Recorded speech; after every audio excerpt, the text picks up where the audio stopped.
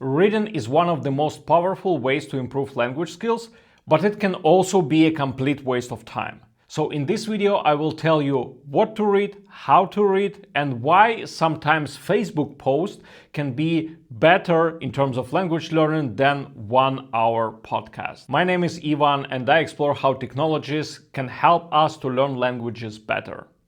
Let's go. So learning the language is all about input.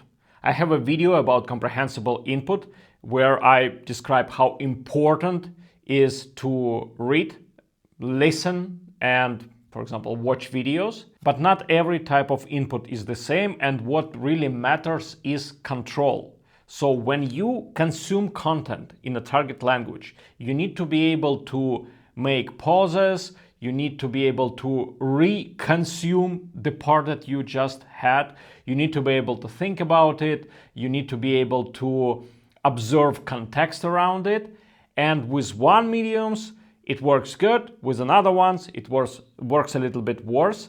For example, when you are watching video or listening to podcast, it's really hard and annoying constantly to go back 10-15 seconds and re-listen or re-watch things.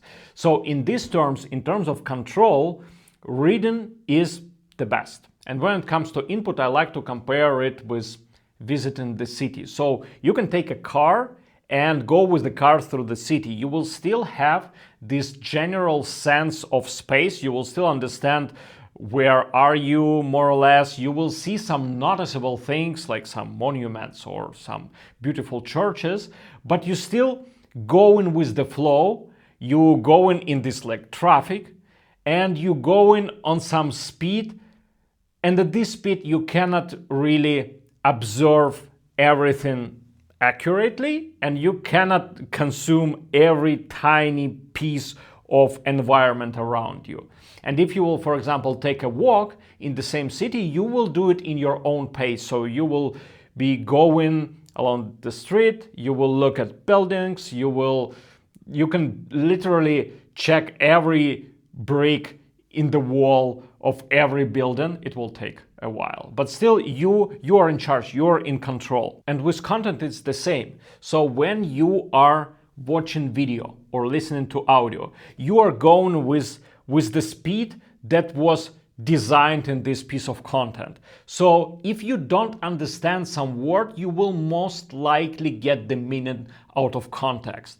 And if you missed some word, again, or even sentence, you can still kind of like see the whole picture around it and understand what was there. So in terms of getting the meaning, it works perfectly, but in terms of language learning, you are missing a lot. And don't get me wrong, watching a video or listening to a native speaker really helps you to get or to develop this sense of language.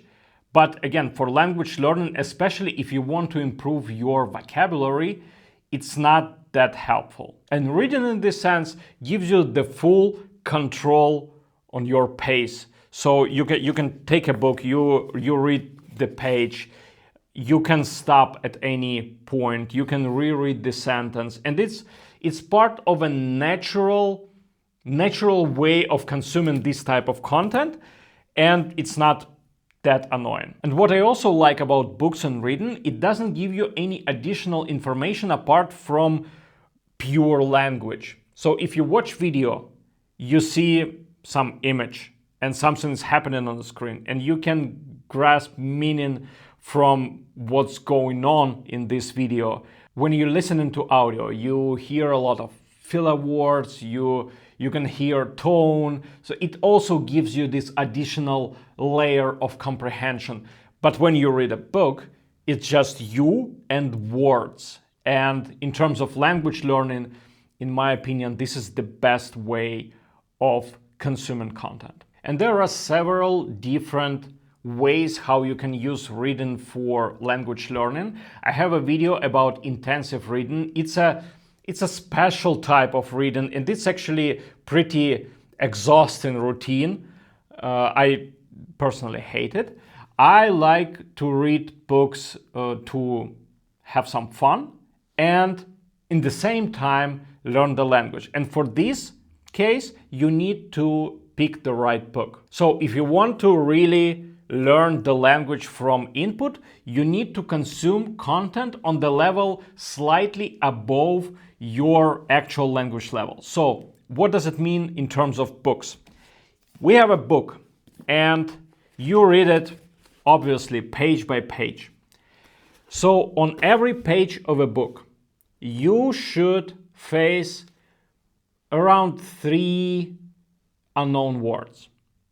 If you have a book where you have more than 3 unknown words per page, it will be a little bit annoying to read this book and translate every word. Also, at this point, you start losing the pace.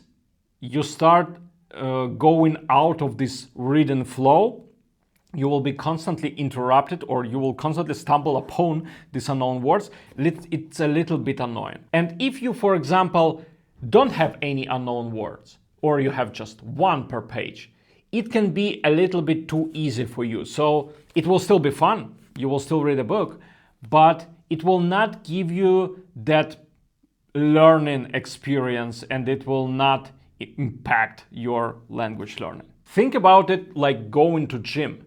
If you really want to get jacked, you go to gym and you constantly want to face some challenge. You want to lift weights that are slightly above your physical abilities. So you want to finish every set on the edge. You want to be exhausted in the end. If you will always come to gym and lift only some super light dumbbells, you will still do sport, but you will not make that big of a progress. But on the other hand, you also don't want to go to gym and from the first day trying to lift 150 kilo bench press or whatever. It can be too much. And the same with books. I did bring this book for a reason. I really want to read it. It's in English and I speak English quite okayish. But in this book, at least last time I checked, I was facing 5 to 7 unknown words on the page in average, sometimes less. But it was already quite annoying because I really want to read this book because I watched TV show and I liked it so much.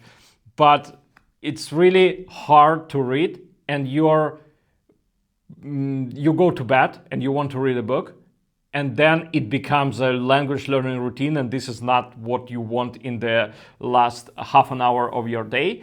So sadly, I needed to pick different book, but I will get back to this one once I get a little bit better. So you evaluate your own capabilities, you check for yourself what kind of book do you want to read.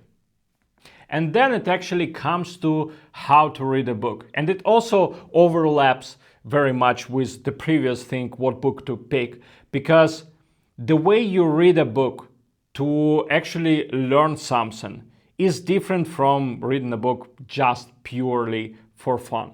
So when you stumble upon an unknown word in a book, you don't want to just skip it, and you don't want to scan context around it to kind of like, okay, I think I understood the meaning of this word. No, you actually want to stop and you want to translate this word.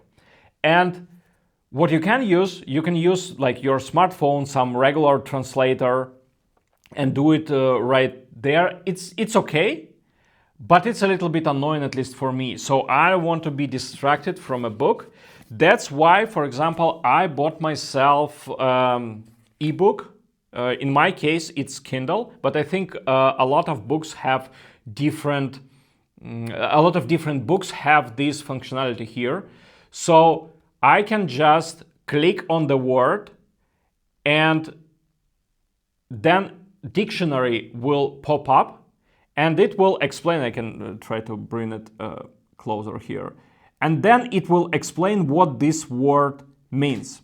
Some books have built-in translation, and I'm not a big fan of translation. I like to read the meaning from a dictionary of the particular word in target language as well, so I wouldn't try to match the word in target language with the word in my native language, but it's just me. You can use translation if your ebook supports it, but I find it extremely helpful to have this thing in your book, because then you are not switching to your smartphone all the time and you are not getting distracted with all the notifications that you may suddenly receive, or I don't know, someone published something very important on Instagram and you need to immediately check it.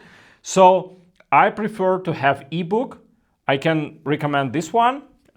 Works really good for me. I will leave in the description the actual model of it. I don't remember it right now. And it really helps me to stay in the flow. It really helps me to keep reading. And when I see a known word, I just read the meaning of this word and keep going.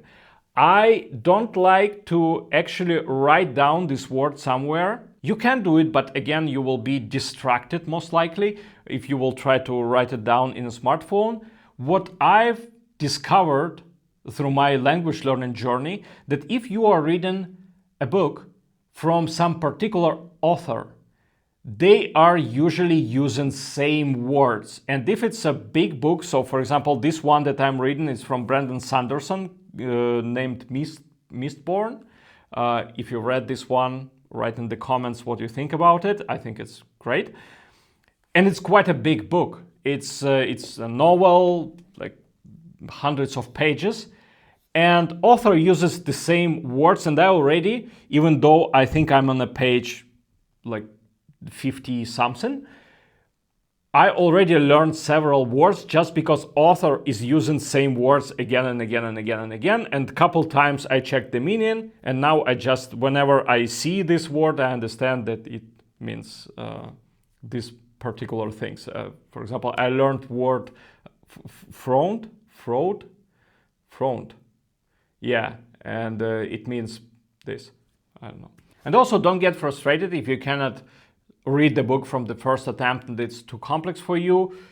Just leave it and then you can get back to it, and your language level will slowly grow to the level of the book. Actually, reading a book fluently when you are in a flow, it's much harder than watching a movie, than listening to podcasts, than watching YouTube videos. Books usually use some advanced language.